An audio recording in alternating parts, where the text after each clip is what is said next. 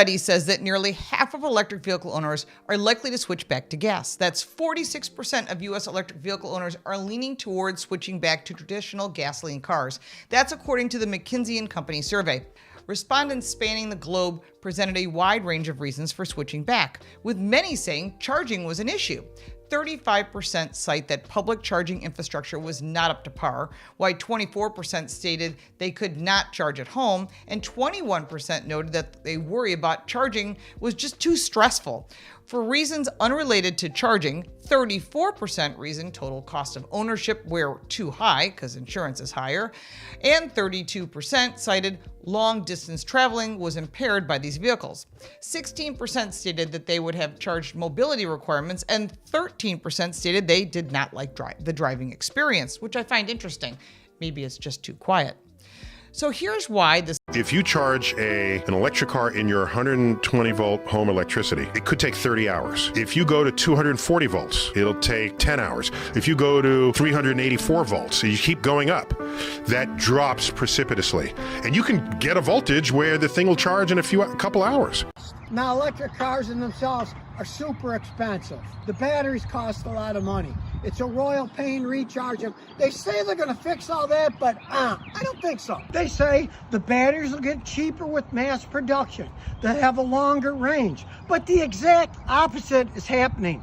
It's freezing cold. I mean, I'm in the middle of Wyoming. So I gained 11 miles of range, or 6% of battery life in 10 hours.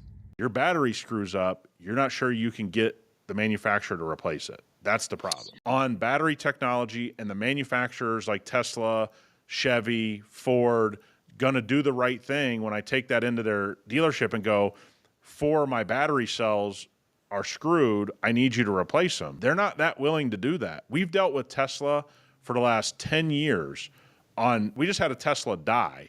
I've had a Porsche Taycan kill itself at a light and completely brick itself. I'm telling you, consumers and manufacturers are not in line in this simple way. If my alternator goes out on my Toyota, I can get an alternator. Your battery screws up, you're not sure you can get the manufacturer to replace it. That's the problem. And my brother said, yo, what's up, buzz nut? Shoes ain't sticking, water ain't sticking, it looks like a feather from the back end of the chicken. I ain't gonna use no silly hairspray. I'm having such a bad day. Hey, I just got to the supermarket, but I've used all my battery, so I'm gonna have to charge the car. I'm going back to petrol. You would not believe what this driver saw at the charging station. After waiting for almost half an hour, some car owners were so frustrated that they started yelling at others. Some people tried to direct the line to ensure no one stole spots, but this only made the situation more confusing and frustrating. Tensions escalated as more people got involved and started new arguments. What type of car do you drive? Hey guys, I just posted a video about how much, oh my god, I can't even speak. Oh my god, I can't even swallow anyway. I know I just posted a video about how good this car is. I love the Tesla, you know. The Tesla. I miss my Camry. I don't even have anywhere to put my freaking phone at in this car. This car sucks. If you went on TikTok talking about, oh my god, I love my Tesla, it's the best car ever, you're a liar. But honestly, I think Toyota screwed me over, like, because I don't live 40 miles from my freaking job. I live like max 20 miles. Tell me how I wasted 40 freaking miles. With how often I have to charge is the same as putting gas. So yeah, anyone want to buy a Tesla, please? Please buy this Tesla off me. Like literally, I hate this car. Like who convinced me that a Tesla is better than a freaking Camry? Who? Because you're wrong.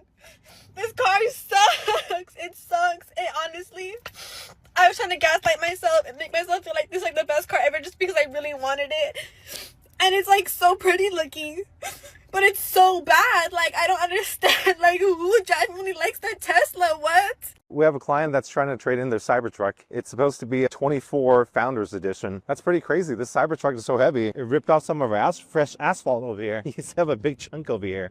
Pretty cool. I've never seen one of these in person up close, always seen them afar, but every time I see it at the auction, no one buys them. They just keep piling up. These things are sitting looking at about days in stock at about at least 150 days. So they're not selling. And the client wants to trade up out of her car because they keep getting harassed in this vehicle, which is a shame because to spend this much money and to lose so much in such a short time period. Very typical Tesla. I'm not surprised about the quality. It's nice quality, but it's too odd looking. I'm not crazy about the look of these. It's definitely unique, but I think for the price point, I would take a Rivian over this. This is unique too, but I don't know. I don't want to drive around something that kind of resembles a dumpster truck.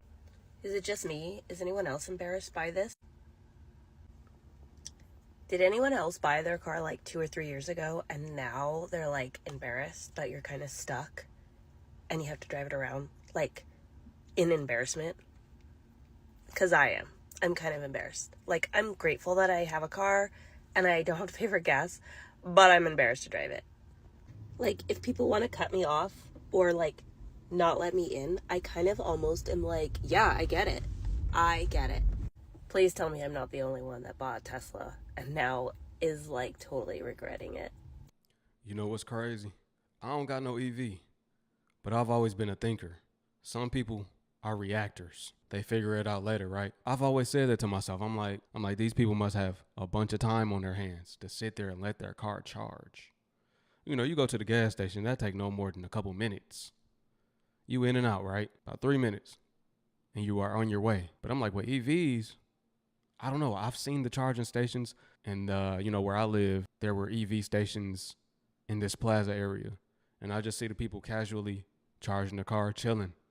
I'm like, they got all the time on their hands in the world. That was my initial thought. I didn't know how long it took to charge, but I knew it took a while. I knew it took longer than if you were to put gas in the car. And then I'm like, what if there are no stations available? You gotta wait. I will never in my life ever buy an EV vehicle, y'all. I'm gonna tell you why. So last night I get to New Mexico and I get to Hertz and the dude's like, hey, you want an EV vehicle? And I told him, I said, nah, not really. I don't really want an EV vehicle, you know, because I don't want to have to worry about charging it. And he was like, nah, you know, they got charging stations everywhere. I'm like, all right, whatever, boom. I get in the car, I see that it's on 19%.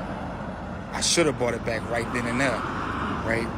But it was late, I'm tired, I just want to get to my hotel. I'm like, shit, I'm going to charge it at the hotel. The hotel I'm going to, it has EV charging station. So boom, I put my car on the EV charger. It says it's charging, right? I'm like, okay, good, we good. I'm gonna wake up, I'm gonna go to my cars in the morning. I'm gonna be good. Boy, I woke up this morning, that thing was on 17% still. Oh my God. And I gotta go over an hour away. So I'm like, shit, I know I ain't gonna make it, but I'm at least keep pushing towards that direction and have somebody come pick me up, you know what I'm saying? And so that's what I did. And so here I am in the middle of nowhere in Albuquerque, New Mexico, waiting for these folks to come get their car, waiting for my ride. This is the bullshit ass little whip I got. A Hyundai Kona. Man, that boy on 4%, boy. Boy, we ain't going nowhere on 4%, my boy. It's not happening. I'm pissed off at Hertz for even putting me in a vehicle with 19% left. How you put people in vehicles with 19% left? How you know I ain't had to go an hour away from my destination? Like, that doesn't make any type of sense, bro. I'm heated. I use Hertz all the time. I'm a gold member if that means anything. You feel me? But it's just some incompetent ass people in this world that will put people in these type of situations. I'm heated, bro. I'm so mad right now because I got a call to get to. Now I gotta wait for somebody to come pick me up. Now they gotta come pick up this car. Then I gotta go get another car, right? Because I'm gonna be traveling all week long, so I need another car. So now I'm gonna have to go back over there and handle all of that. Then I'm gonna have to argue with these people about getting a refund, because you know it's gonna be super complicated because people, they just don't empower the customer service agents to make decisions.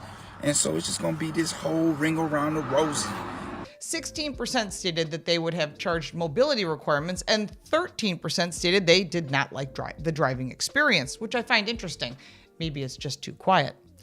So here's why this Porsche might add paddle shifters, artificial engine noises, and fake gear shifts to its EVs. Stupidest thing in the whole world. Again, Really? There was a car in 1902, I think, the Horsey Horseless. They took a horse head and they stuck it on the front of a car. Oh my God. The idea was it wouldn't scare you. You're going from a wagon drawn by a horse, transition to an automobile. My horse can eat anywhere. I gotta go to a gas station? What is this nonsense? I miss the manure-filled roads. The reason you have shifters is because you have gears. You're slowing yourself down for no reason. Completely stupid. When you're trying to layer it in over radio and kind of fool people, I totally agree with you. What is the car that I'm thinking of that was really fun? I think Hyundai Ioniq 5N. has all of these fun sound modes and they own it, and I loved it. Do you not like that? Personally, I like authenticity. If I was going to drive something new, it should not imitate. What about a horsey something horseless? Would you drive a horsey horseless? Today I would, but back in 1902.